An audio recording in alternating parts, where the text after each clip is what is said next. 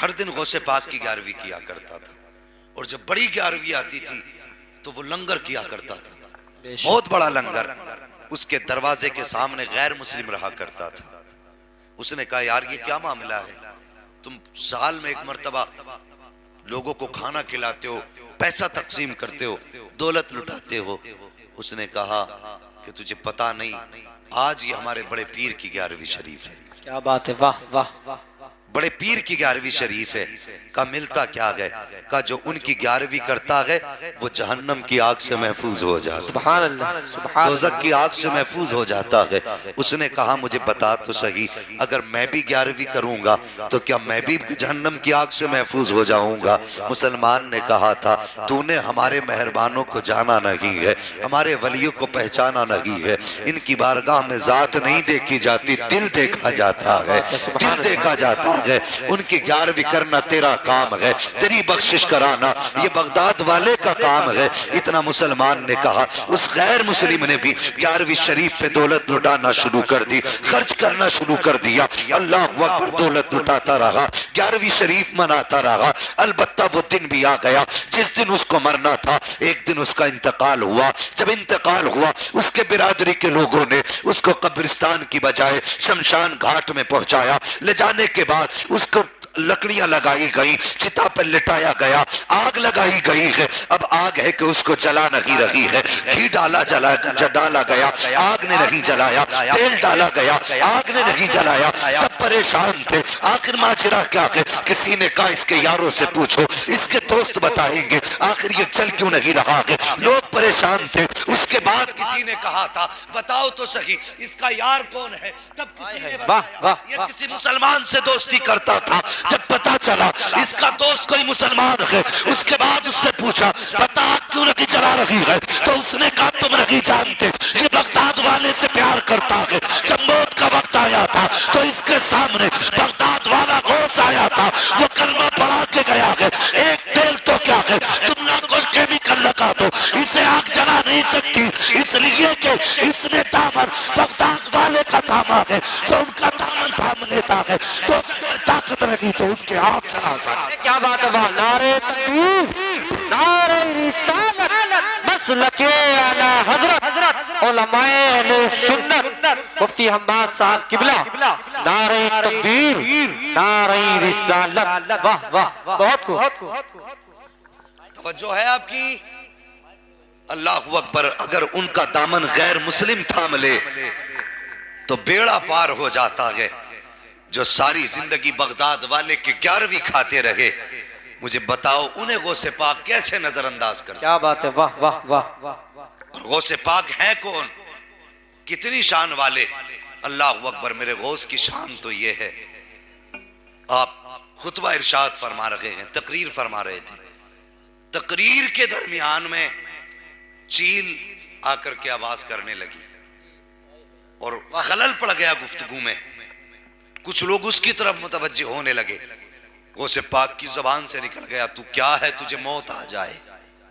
इतना कहना था, पट से जमीन पे गिरी। ये नहीं गिर के खत्म नहीं हुई, खत्म हो के गिरी थी।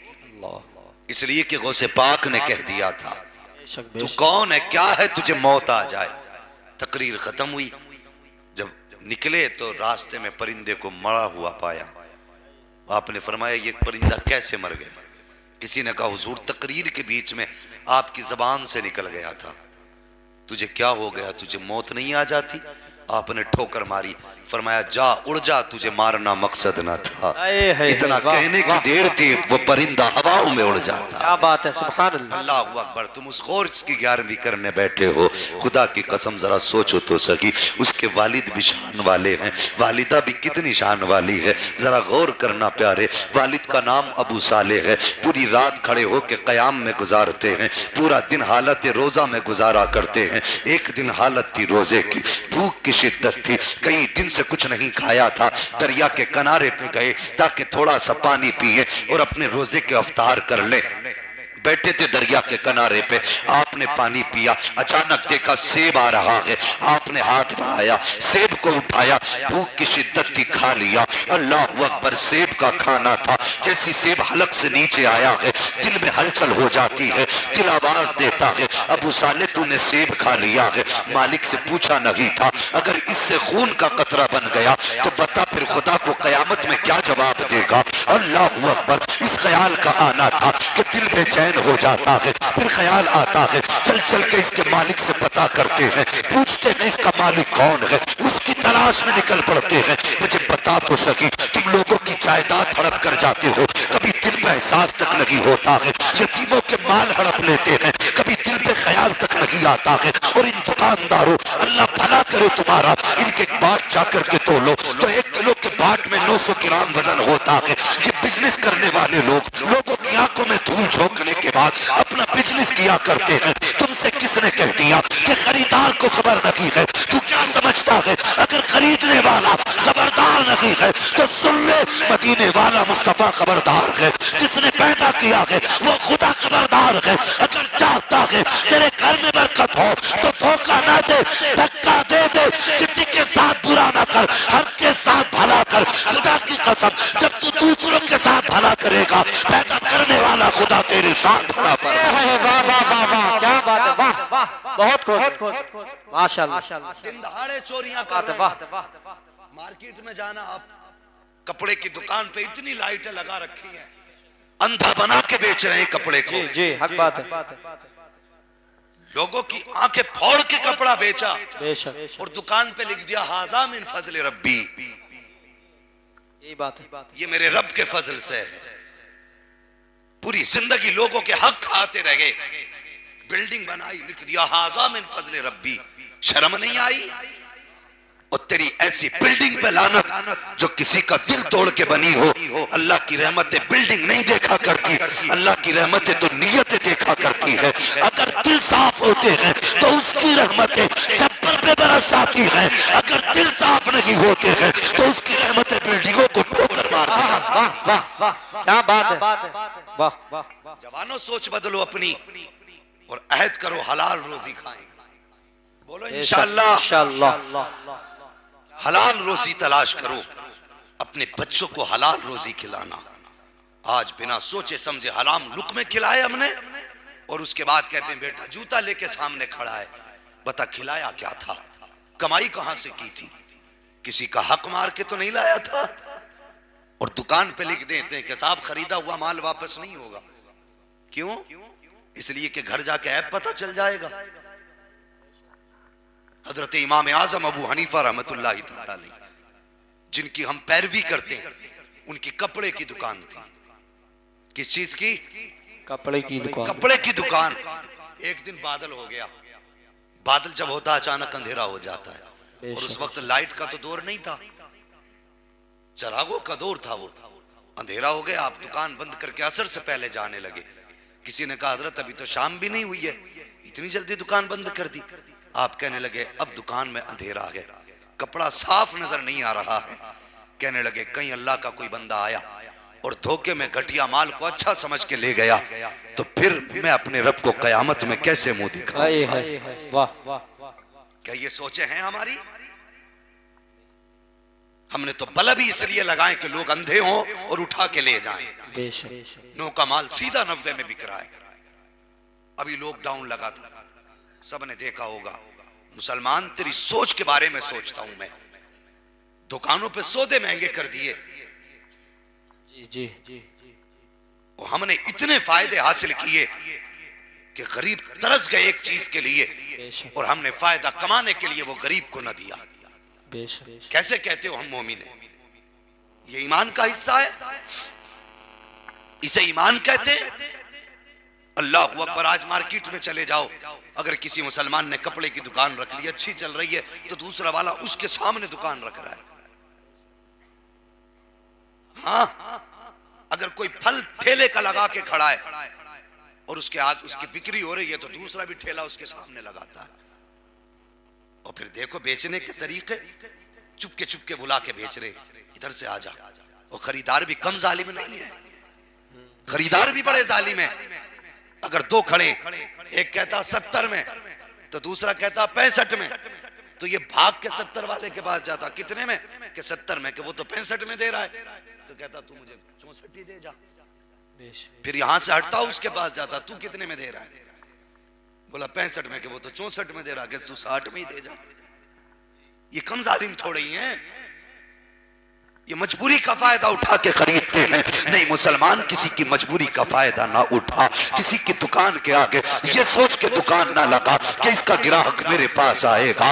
रोजी तेरी फिक्र से नहीं मिलती है, रोजी रब की जात से मिला करती है। रज़ाक अल्लाह है, नेक नियति से बाजार के अंदर चला जा, और वो खुदा जो पत्थर के अंदर कीड़े को रोजी दे सकता है, वो जमीन के ऊपर मुस्तफा के उम्मती को भी रोजी दे सकता है। वाह वाह वाह, सुभान अल्लाह सुभान अल्लाह। बहुत हकीकत तो ये है कि हमें रब की जात पे भरोसा ही नहीं रह गया।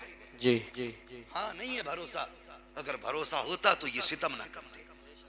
बगदाद की मार्केट में 2 मुसलमानों की दुकान थी, खुश होते हैं अगर आज किसी दुकान पे ग्राहक ज्यादा आ जाएं तो वो बड़ा खुश होता, कहता आज मेरी लग गई, और मस्त मुस्कुराता, कहता आज इसकी दुकान पे एक भी नहीं आया। जी, यही बात। बगदाद की मार्केट में 2 कलमा पढ़ने वालों की दुकान। एक शख्स कपड़ा खरीदने आ गया और एक दुकान में चढ़ के कहने लगा मुझे वो कपड़ा निकाल दे। उसने कहा नहीं, ये कपड़ा मैं तुझे नहीं दे सकता। कहने लगा मैं तेरा पुराना ग्राहक हूं। बोले होगा, मगर आज मैं तुझे ये कपड़ा नहीं दूंगा। कहा क्यों? कहा तुझे अगर ये कपड़ा ही खरीदना है तो सामने वाली दुकान पे चला जा, उससे खरीद। कहने लगा यार मैं तेरा पुराना ग्राहक हूं और अपने ग्राहक के साथ कोई ऐसा तो नहीं करता। उसने कहा बात बाद में करना, जा अगर कपड़ा खरीदना तो उस दुकान पे चला जा। वो गया, उसने कपड़ा खरीदा, उसी रेट में कपड़ा मिला। वापस आके कहने लगा यार बता तो सही, अब तो मैंने कपड़ा भी खरीद लिया, तूने मुझे कपड़ा क्यों नहीं दिया? उसने कहा सुन, मैं सुबह से दुकान खोल के बैठा हूँ, वो भी सुबह से दुकान खोल के बैठा है, मेरा कपड़ा मेरी जरूरत के मुताबिक बिक चुका है, लेकिन मैंने सुबह से देखा है सामने वाली दुकान पर कोई ग्राहक नहीं आया है, वो सुबह से हाथ पे हाथ रख के बैठा है। मेरे दिल में ख्याल ये आया कि शाम को मैं घर जाऊंगा, मेरे बच्चे दौड़ के आएंगे, कोई मेरे दामन से लिपटेगा, कोई मेरे कदमों से लिपटेगा, कोई कहेगा बाबा आ गए हैं, कोई कहेगा मेरे लिए क्या लाए हो, कोई बच्चा कहेगा बाबा पैसे चाहिए। कहता है कि मैं तो अपनी जेब से पैसे निकाल के दे दूंगा, लेकिन सामने जो मुस्तफा का गुलाम बैठा है इसकी दुकान पे कोई ग्राहक नहीं आया है, मैंने इसलिए तुझको भेजा कि अगर शाम को ये खाली हाथ जाता तो ये अपने बच्चों को कौन सा मुंह दिखाता, अगर इसके बच्चे इसके कदमों से लिपट जाते तो ये अपने बच्चों को क्या जवाब देता। कि मैंने तुझे इसलिए दुकान पे भेजा था, बेशक तू मेरा ग्राहक है, अगर मैं कपड़ा बेच देता तो मुझे मुनाफा मिल जाता, लेकिन कपड़ा बेचकर मुझे मुनाफे की जरूरत न थी, बल्कि उसका कपड़ा बिकवा कर मुझे अपने मुस्तफा की रजा की जरूरत थी। तूने कपड़ा उससे खरीदा है, वो ग्राहक राजी होगा जैसे कि वो दुकानदार राजी होगा, साथ ही में मदीने वाला मुस्तफा भी राजी होगा। वाह वाह वाह वाह, सुभान अल्लाह। नारे तकबीर, नारे रिसालत, मसलके आला हजरत उलमाए अहले सुन्नत मुफ्ती हम्माद साहब किबला। नारे तकबीर, नारे रिसालत, वाह वाह, बहुत खूब। और मैं अक्सर कहता हूँ रोजी अल्लाह देता है। कौन देता है? सारे बोलो कौन? अल्लाह। रोजी अल्लाह देता है। बेशक। तो फिर किसी की तदबीर से रोजी नहीं मिला करती। रोटी तो मिलेगी, जरूर मिलेगी, उसका वादा है। जब हमने पैदा किया है तो रोजी भी हम देंगे। बेशक। तुझे खाली हाथ पैर मारने का काम है, समझ रहे?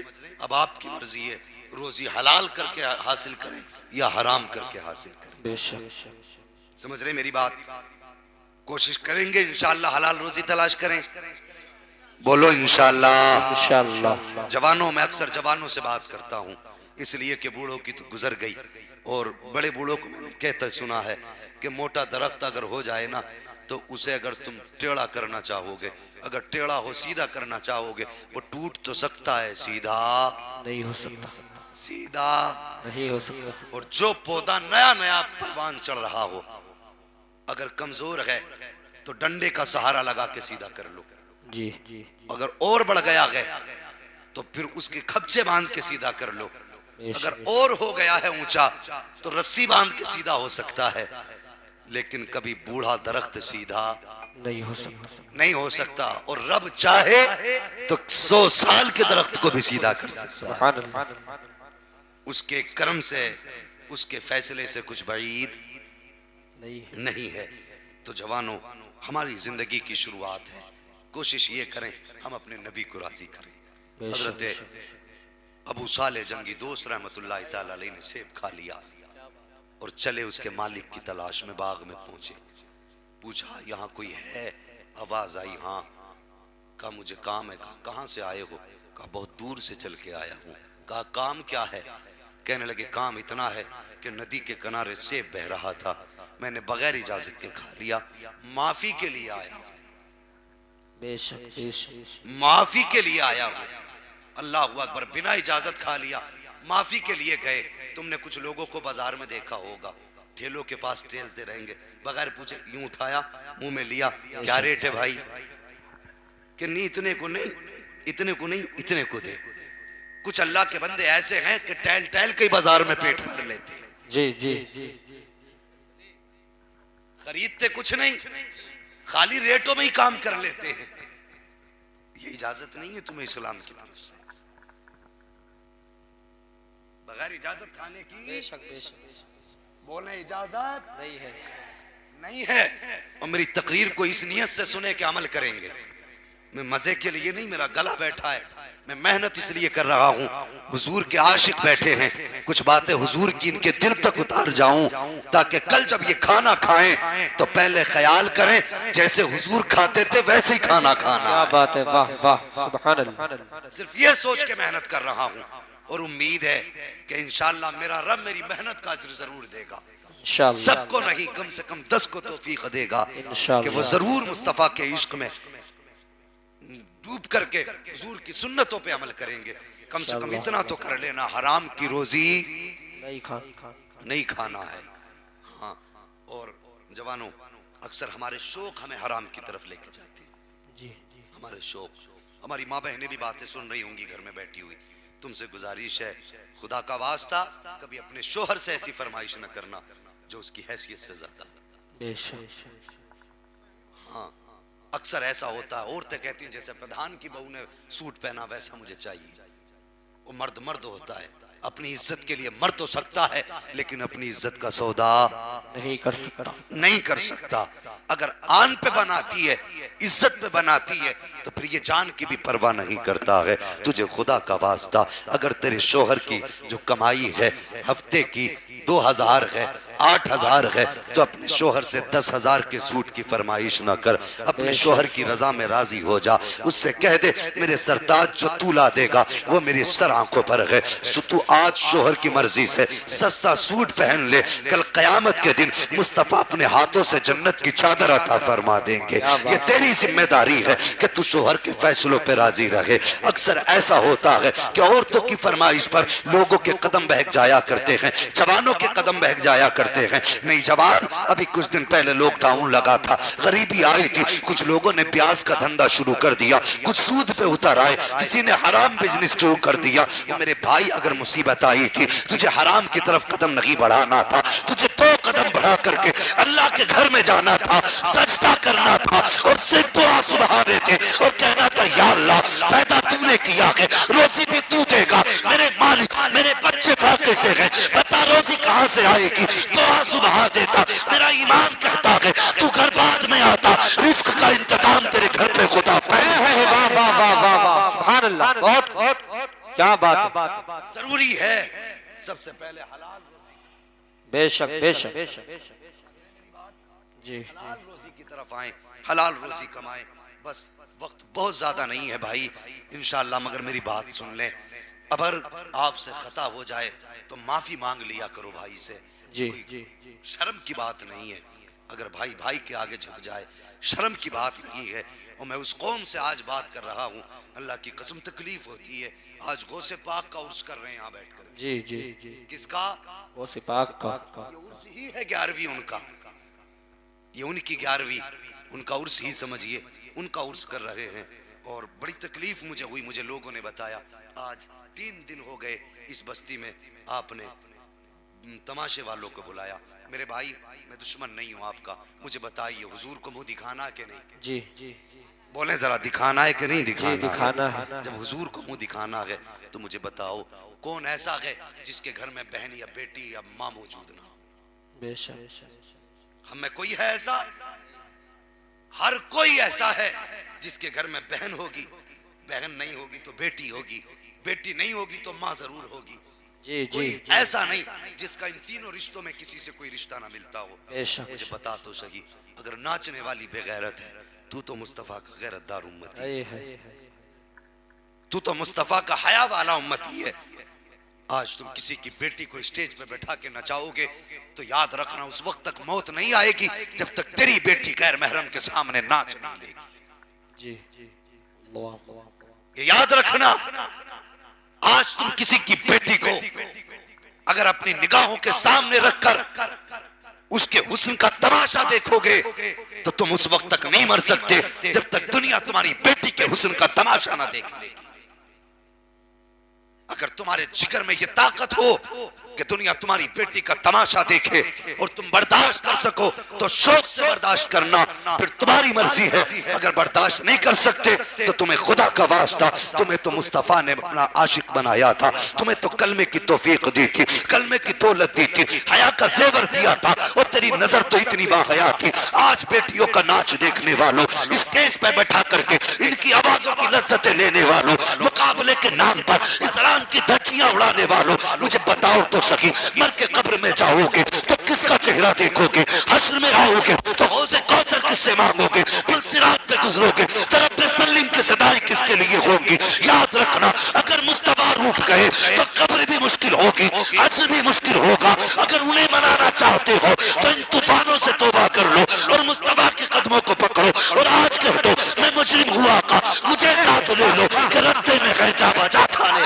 नारे तकबीर, नारे रिसालत, मसलके आला हजरत, शाने गौसे आज़म, नारे तकबीर। वाह, बहुत खूब। मुझे बता तो सही, मैं क्या कहूं? मुझे सच्ची बात बता, तुम्हारे गांव में कितने आईपीएस अधिकारी हैं? मुझे बताइए, कितने आईएएस अधिकारी हैं? बताइए, कितने इंजीनियर हैं? मैं पूछ रहा हूं आपसे, है कोई? और जिस कौम के अंदर एक इंजीनियर बनाने की औकात ना हो, उसे हया नहीं आती, वो नचनियों पे खड़े होकर के नोटों की गड्डी लुटाए। किस चीज पे इतरा रहे हो? आज तेरी मेरी औकात ये है, अगर हवलदार आ जाता है तो हमारे पसीने छूट जाते हैं, अगर दरोगा आ जाए तो पेशाब निकल जाता है, अगर ऐसो आ जाए तो हार्ट अटैक हो जाता है। ये औकात क्यों बनी? इसलिए कि हम जाहिल रह गए हैं, तालीम रखी है, जो काम अय्याशियों में पैसे लुटाती रखी, फिर तरक्की उसका मुकद्दर नहीं होती है। अगर तरक्की चाहते हो, अय्याशियों के दरवाजे बंद करो, अय्याशियों के दरवाजे बंद करो, जो लाखों रुपए तमाशे में लुटाते हो, एक बेटे को खड़ा करो, उसको आईएएस अधिकारी बना लो, खुदा की कसम तुम्हारी भी इज्जत हो जाएगी, मुसलमान सोसाइटी की भी इज्जत। वाह वाह वाह वाह, क्या बात है, बहुत खूब। कभी सोचा इस तरक्की के बारे में? कभी नहीं। हमें मेला याद रहता है कि कितने दिन रह गए मेले के, अब किसे बुलाना है नाचने के लिए। वो भाई कभी ये भी देख लिया करो कि किसका बच्चा पढ़ रहा है नहीं पढ़ रहा है। बेशक। और मैं तो अक्सर ये फिक्र देता हूं, कौम मेरी आगे बढ़े, और आगे बढ़ने के लिए हाथों में अब तोप की जरूरत नहीं, अब बम और बारूद की जरूरत नहीं, अब जंग गोला बारूद की नहीं, अब जंग कलम की रह गई है। जिसके हाथ में कलम होगा वो कौम आगे जाएगा। बेशक बेशक। क्या इन 5 सालों में कुछ अकल नहीं आई? कितने मुसलमान मौत के घाट उतार दिए गए और तुम अब भी तमाशों में डूबे हो? क्या ज़मीर बिल्कुल नहीं जागा? कुछ अपने बारे में हमने नहीं सोचा? हमारी तो कट गई। इन बच्चों का मुस्तकबिल क्या होगा मुझे बताइए। इनकी हिफाजत की कोई गारंटी है? कोई गारंटी हमारे पास नहीं। हम जानबूझ करके अपनी कौम को तबाही में धकेल रहे हैं। मेरे भाई भाई अल्लाह तौफीक दे, ऐद करो, समझाओ हमारे भाइयों को जो गलत राह पे जा रहे हैं, रोकिए उन्हें, प्यार से रोकिए, गाली देने की जरूरत नहीं, हाथ पकड़ के इतना पूछ, बताओ उम्मती किसका है, वाह वाह, सिर्फ इतना पूछो उम्मती किसका है। अगर कह दे हुजूर का हूं तो क्या फिर हया कर।